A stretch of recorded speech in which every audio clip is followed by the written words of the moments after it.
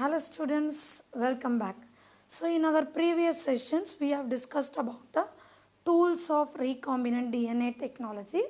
In that I have explained about the restriction enzymes and also about the cloning vectors. So in this session the third tool, that is about the competent host. To make the host competent, what are the things we have to do? Shall we see that? Yes. So competent host. Our DNA is a hydrophilic molecule. Our DNA is what? Hydrophilic molecule, which means lipophobic molecule. Say for example, this is our desirable DNA. Okay, this is hydrophilic, which means it is lipophobic, which means it doesn't like the lipids. And if this is the host cell, definitely the plasma membrane is going to be made up of lipid. Then how come this lipophilic can come here? Yes, it's difficult, isn't it? So for that, to make the host competent to receive this genetic material, what we have to do is, okay, you have to put a divalent cation, that is calcium. So DNA is hydrophilic, it cannot pass through the cell membrane.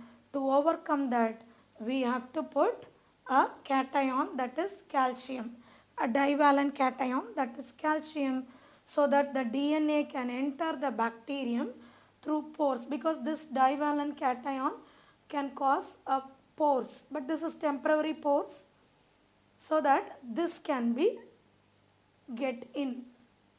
Okay, that is the first step. First step we did was adding the divalent cation so that you can create a pores.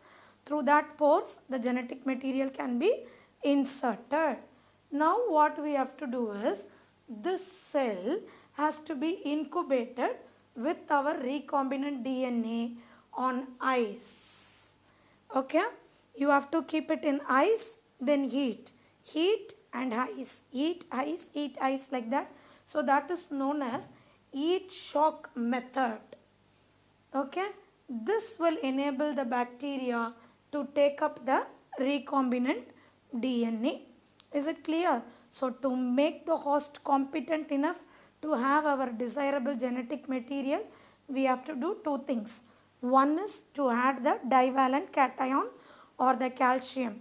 Why we are adding divalent cation? To create pores, so that our genetic material, which is lipophobic or hydrophilic, can enter into it. Then for the bacteria to take up this cell, okay, it may be this genetic material sometime without vector is possible, sometime with vector. With vector it is also a DNA, isn't it? So that the procedures are anyway same. Then after the first step, the second step is you have to give a heat shock treatment. Heat shock treatment is, it should be placed first in the ice, then at 42 degrees Celsius, then again back in the ice. So that is heat shock treatment, so that you can make the host competent. This is the third tool. Okay. So there are, I have told you, sometimes without using the vector, you can insert the genetic material directly into the host. That is known as vectorless transfer. Okay. Shall we see the vectorless transfer? Yeah. So the first method, okay, this is micro-injection method. This method I have already taught you in the reproductive health. Anyway, I will teach you here again. See, this is an egg. Okay, and we are just holding this egg with the help of a pipette. Then inject the sperm directly here into the cytoplasm. We are not using any vector. In the egg cell, directly inserting the sperm without using any vector. That method is known as micro-injection. Then the other method is gene gun method. Okay, you can see the gene gun here. Take a leaf, Okay, and here in this, the bullet is your genetic material coated with gold or tungsten. That will act as a bullet. Shoot it directly, okay, but see to that you are shooting at a correct speed. If it is more speed, it will come here, the bullet will come here. If it is less speed, then rebound may occur.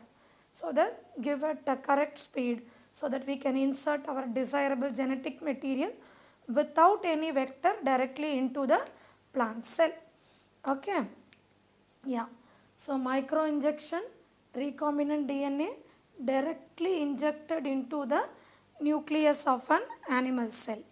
Gene gun or biolistic method, the cells are bombarded with high velocity microparticles of gold or tungsten. Okay, if this is the DNA, it will be coated with gold or tungsten that will act as a bullet. Okay, this method is suitable for plants. Then disarmed pathogen vector, when it infects the cell, that is the TA plasmid I have told you, isn't it? When it infects the cell, transfer the recombinant DNA directly into the host without any vectors. Okay, these are the vectorless transfer. You can insert your DNA directly without using any vectors. One is microinjection, biolistics, and this is TA plasmid or disarmed pathogen vectors. Okay, is it clear, students? Sometimes chemical method is also there. PEG, polyethylene glycol. If you are using this chemical, you can directly insert your desirable material into the host cell. Okay, is it clear, student? Now we have completed the entire tools of recombinant DNA technology, isn't it? So what are the three tools we have discussed? Restriction enzyme, vectors, and finally in this session I taught you about the competent host. Okay, how to make the host competent? First you have to add divalent cation such as calcium, because our DNA is hydrophilic. Okay, then you have to give heat shock treatment, keeping it in the ice, then heat, and then on ice.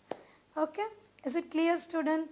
I hope this session is very useful for you in learning about the tools of recombinant DNA technology.